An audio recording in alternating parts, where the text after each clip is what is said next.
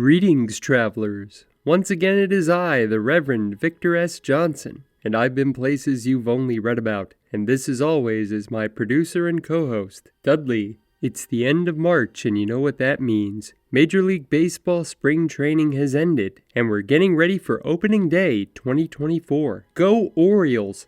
But did you know, traveler, that baseball has a more spooky and sinister side to it? Well, we did this with football, so let's do it again with baseball. These are 4 spooky baseball stories. But first, please remember to like and subscribe.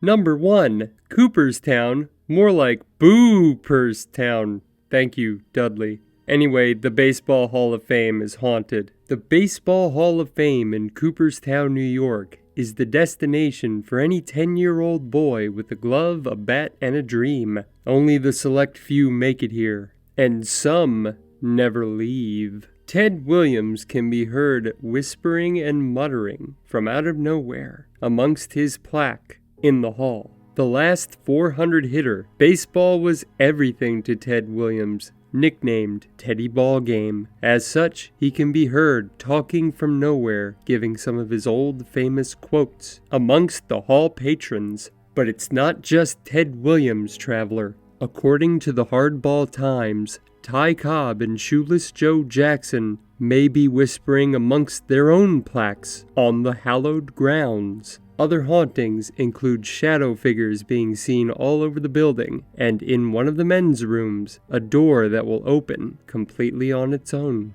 Number 2, Roberto Clemente and his son predict his own death. Roberto Clemente was one of the greatest right fielders in baseball history, traveler. He played for 18 seasons, all with the Pittsburgh Pirates. He was a 15-time All-Star, an MVP, a lifetime .317 hitter. He won the Gold Glove 12 times over his career. He was a 4-time National League batting champion. He won 2 World Series and was an MVP for one of those World Series. More so, Roberto Clemente was a dedicated humanitarian. According to the Society for American Baseball Research, Clemente often raised money for Pittsburgh Children's Hospital and visited the kids. He was also personal friends with Dr. Martin Luther King and often sent money and aid to Nicaragua. Sadly, this would relate to his tragic end at age 38. On December 23, 1972, there was a severe earthquake in the Nicaraguan capital of Managua. On New Year's Eve, 1972, Clemente chartered a plane to deliver supplies to the devastated city himself. He wanted to ensure that Nicaraguan officials would not pocket any of his aid. He wanted it all to go to the citizens. The DC-7 plane that Clemente had chartered was overloaded and understaffed, and during the night, it crashed into the Atlantic Ocean. Despite immediate rescue efforts, which included his teammate, catcher Manny Sanguillen, and Sanguillen actually learned how to scuba dive as quickly as he could in order to search the ocean around where the plane crashed, no body of Roberto Clemente's was ever recovered. No one knows what went through Clemente's mind in those final moments. However, Roberto had thought about it before. According to the book Haunted Baseball, Ghosts, Curses, Legends, and Eerie Events, authored by Mickey Bradley and Dan Gordon, Clemente actually had frequent dreams about dying in plane crashes. He once woke up while the team plane was still in the air from a terrible nightmare. He told a teammate after the nightmare, "I was dreaming that the plane we are traveling on crashed, and the only one that got killed was me." Clemente's son, Roberto Clemente Jr., was only 7 years old when his father's plane was lost over the sea. That night, New Year's Eve 1972,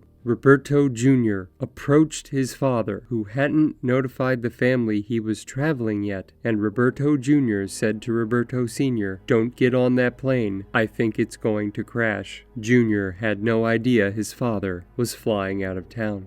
Number 3, the most haunted diamond in all of baseball. The Rochester Red Wings are the AAA affiliate of the Washington Nationals. Founded in 1889, they are one of the oldest baseball teams in the world. Funny enough, they used to be the minor league affiliate for my Baltimore Orioles, and that's just one more thing that the Washington Nationals have stolen from my baseball team. I kid. I love DC. Well, mostly. In fact, while the Red Wings were the affiliate of the Orioles in 1996, a new stadium was built in Rochester, New York for the team, Frontier Field, and with that construction came the spirits. Ethan Trex wrote an incredible article for Mental Floss during his time there. In that article, he goes into detail about hauntings at the stadium. According to the piece, while the stadium was being constructed, workers unearthed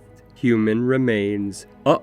From there, reports of paranormal phenomena circulated amongst stadium employees. Even the most determined skeptic among those employees will refuse to work the grounds at night when everyone has gone home. There are reports of noises coming from storage rooms and shadows that dart in and out of corridors. Per an article on MLB.com by Matt Monogan, team general manager Dan Mason said that crows, traditionally harbingers of death, can be found in the area of the stadium during the winter months. In 2004, Rochester Paranormal Investigations conducted an investigation throughout the stadium. Here are some photos of what they found.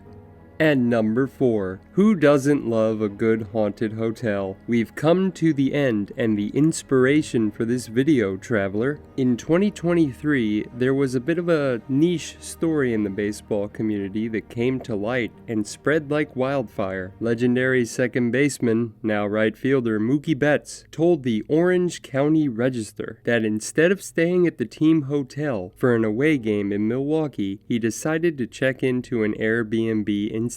And who could blame him, because the team chose the legendary Pfister Hotel in downtown Milwaukee. According to the article, Betts had stayed at the Pfister Hotel before. During the interview, he maintained that at his prior stay, he couldn't get any sleep. There were creaks and groans all over his room that may or may not have been explainable. And funny enough, Mookie isn't the only player to have experiences at the Pfister. According to a different article in USA Today, written by Jim Reineking, the Kung Fu Panda himself, Pablo Sandoval, was taking a shower one particular night, and while he was, his iPod began to play music by itself. Former Texas Ranger Michael Young heard loud, disembodied footsteps running in a circle around his bed in his room one night, and current centerpiece for the Philadelphia Phillies, Bryce Harper, experienced actual poltergeist activity when, while also during a shower, his previously laid out clothes had been thrown to the floor, and a table in his room had been moved by some presence to the other side of the room. So there you have it, traveler. 4 incredible ghost stories about Major League Baseball. You can visit the locations mentioned yourself and maybe take in a game and a ghost. And as for me, well,